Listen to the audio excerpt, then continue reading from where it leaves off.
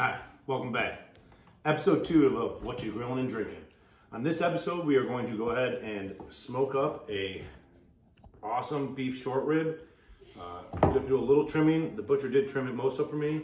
Right here, they just have some silverback on it. You always want to make sure to take the silverback off, and then we're going to put a dry brine on it. And I'll explain to you about how to do the dry brine. Just taking the silverback off, you just want to slice it real thin and just get it so you can peel it off. I like using the paring knife for that. Again, the silverback's what's tough and it'll keep the meat together. So you gotta make sure to get all that off. All right, so I'm gonna finish getting the silverback off and then I'll teach you guys about the dry brine. All right, now we got all that silverback off, and what you can see, as long as that silver shine, that's how you know you don't have it. That fat's not gonna render and break down. The unique thing about short ribs as compared to beef ribs is you wanna leave the silverback on the back of them, because if you don't, when you smoke them, they'll get so tender, the meat just might fall through. But I want you guys to notice this prime. Look at the marbling you get in here. We're gonna get all that to melt and render into the meat tomorrow. All right, so a dry brine. What you wanna do is a dry brine is I set my salt setting to coarse, and you wanna layer a lot of salt on it. And you're gonna let that sit for 12 to 24 hours on it. You're gonna layer it real thick. And that way it's gonna act as a tenderizer, and it's gonna get the flavor in there. And then tomorrow morning we'll put a rub on it over it before we get on the smoker. All right, I'm gonna finish salting this up and we'll be good to go. All right, now we got all that silverback off, and what you can see, as long as that silver shine, that's how you know you don't have it. That fat's not gonna render and break down. The unique thing about short ribs as compared to beef ribs is you wanna leave the silverback on the back of them, because if you don't, when you smoke them, they'll get so tender, the meat just might fall through. But I want you guys to notice this prime. Look at the marbling you get in here. We're gonna get all that to melt and render into the meat tomorrow. All right, so a dry brine. What you wanna do is a dry brine is I set my salt setting to coarse, and you wanna layer a lot of salt on it. And you're gonna let that sit for 12 to 24 hours on it. And you're gonna layer it real thick. And that way it's gonna act as a tenderizer, and it's gonna get the flavor in there. And then tomorrow morning we'll put a rub on it over it before we get on the smoker. All right, I'm gonna finish salting this up and we'll be good to go. Okay, so it's been 18 hours since we put in the dry brine. As you can see, the salt has penetrated it, giving it that extra flavor that we want. And the next thing we're gonna do, because we're gonna smoke this, we're gonna put on a slather. The slather can be water, vinegar, hot sauce. One of my favorites is mayo. This is Arizona heat. It's got a little bit of sweet and a little bit of heat to that mustard. So we're gonna slather that on. What does a slather do? Slather does a couple things. The main thing of it is to make sure that your rub really sticks to your meat well. It helps the smoke stick to the meat, and it adds a touch of flavor, not a ton. So there will barely be any mustard sauce in this, but maybe it'll just pick up a little bit. So once you get the slather on, like I said, the main reason is to make sure your rub gets sticks to it. So I made a rub for rib, or beef ribs here. You want to go heavier than a brisket because it's fattier and sweeter. This is a pretty simple rub. It's paprika, kosher salt, and black pepper. So we're gonna rib that up. We're gonna rub it up about 1.5 feet. And again, you do this heavier than a brisket because it's fattier and it's gonna take more to get it in there.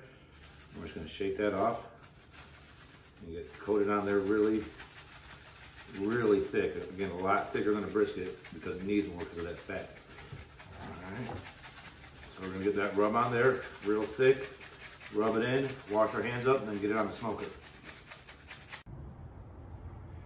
All right, here we are. We got the slather on, the rub on, and we made sure to get the meat to room temperature as always before you cook anything.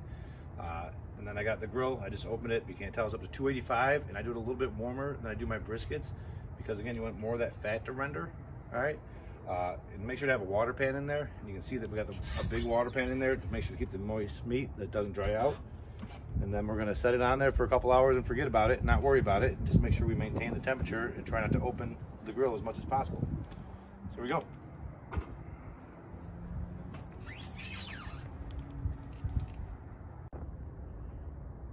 All right, so it's been about 4 hours. We're still bumping at 285. Why 285? Why a little bit higher than a brisket? Because again, there's so much fat there and we don't want to dry it out. So we do want to cook it a little bit faster. Again, it's been like 4 hours, and we're gonna check on it. We're gonna put the probe in there, and then we're gonna give it a good spritz.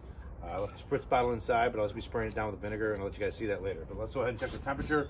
I'm hoping it's around 150, but man, look at that. Really starting to shrink up off the bone and looking good. All right, should get the temp soon. All right, so we're at 150. We're just about to hit the stall. We're going to spray it down and then keep it closed until after we get through the stall. All right, so we're past the stall. A lot of you guys ask what the stall is. Well, it usually starts about 150 and goes to 165. Old wives' tale is what's making the meat delicious, but really what's happening is all the moisture is just evaporating from it, and it's basically like you sweating, so it's cooling the meat down at the same time it's heating it up. Like I said, normally at this point in time, if you're doing a brisket or a pork butt or something like that, you'd wrap it. With the ribs, we don't need to wrap, because if you wrap them, it kind of turns into a roast, and it takes away that good meaty flavor. So we're going to spritz it right now. When you come in and spritz it, what we're going to do is we're going to knock off some of those dark spots right there. I'm using vinegar. You can use whatever liquid you want. I like vinegar, so that's what I'm using. As you can see, they're coming along real nice, and we should be able to pull here pretty soon. All right, today we're celebrating my brother's birthday, so we let him pick out the bourbon.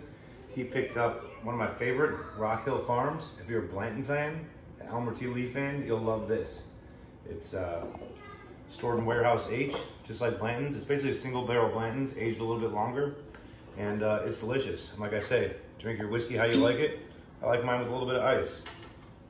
Here's a nice little pour. Let's see what we get. Caramel,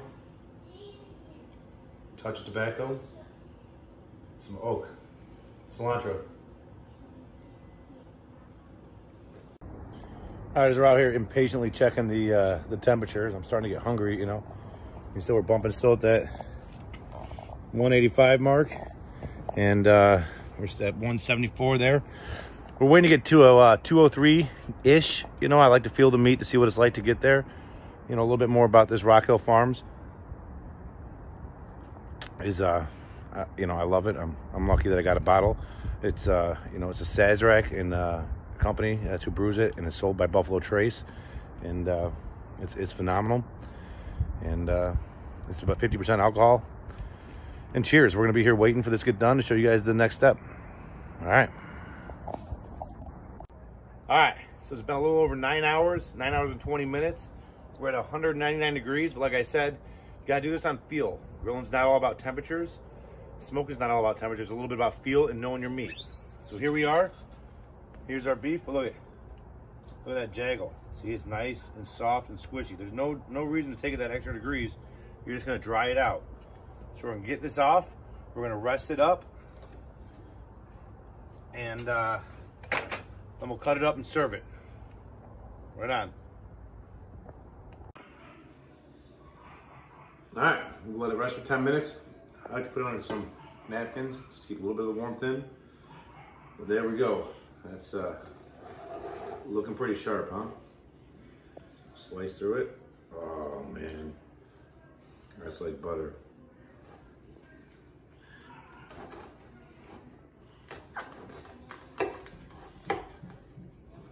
It's that last bit of silverback to keep them together, but look at that juice. Just all melted. You got that good jiggle and jaggle, it just pulls right apart. All right, so that's what we got on What You Grilling and Drinking. Make sure to like, share, and subscribe. Hope you enjoyed. Thanks.